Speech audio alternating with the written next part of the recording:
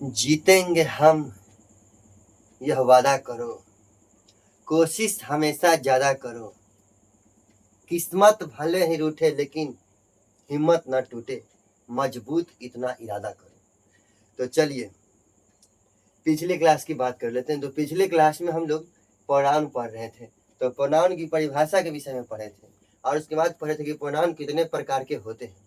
फिर उसके बाद हम लोग देखे थे कि प्रोनाउन 10 प्रकार के होते हैं। तो प्रोनाउन का पहला प्रकार पढ़े थे और उस प्रकार का नाम था पर्सनल प्रोनाउन। तो पर्सनल प्रोनाउन में एग्जाम्पल थे I, we, you, they, he, she, it.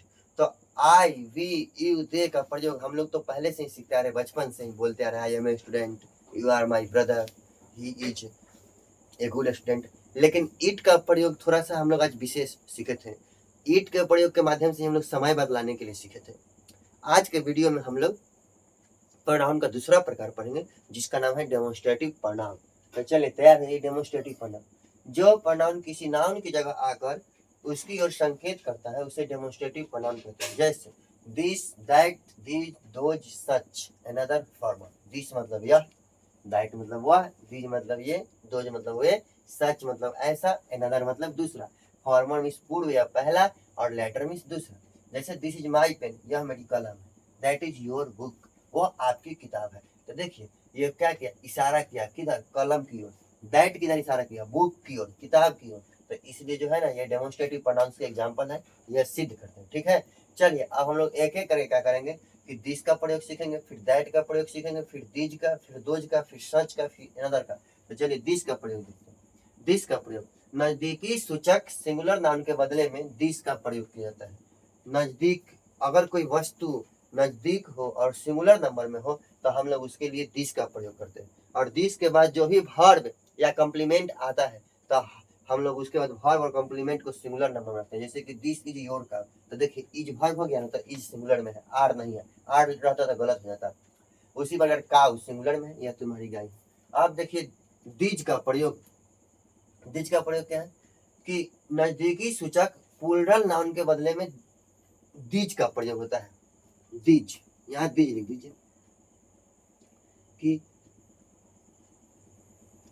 These का प्रयोग किया जाता है। और इसके बाद वर्ब तथा कॉम्प्लीमेंट को प्लूरल नंबर में रखा जाता है। जैसे दीज आर स्टूडेंट्स, ये लोग छात्र हैं। देखिए दीज है नजदीकी सूचक तो है लेकिन ये प्लूरल नंबर में। देखिए वर्ब भी प्लूरल है, आर, ये प्लूरल वर्ब हो गया, और स्टूडेंट्स ये भी जो है ना प्लूरल हो गया।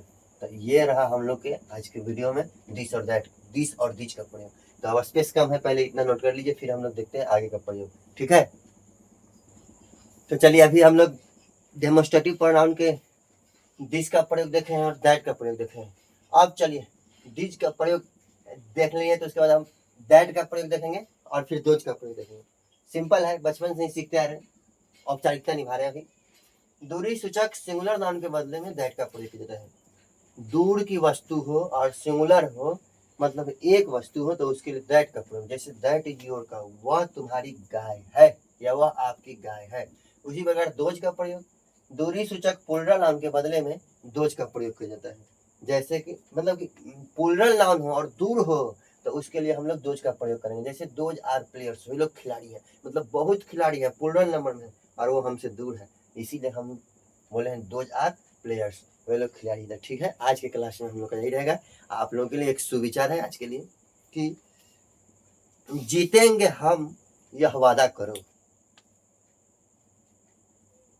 कोशिश हमेशा ज्यादा करो। भले किस्मत रूठे लेकिन हिम्मत न टूटे। मजबूत इतना इरादा करो।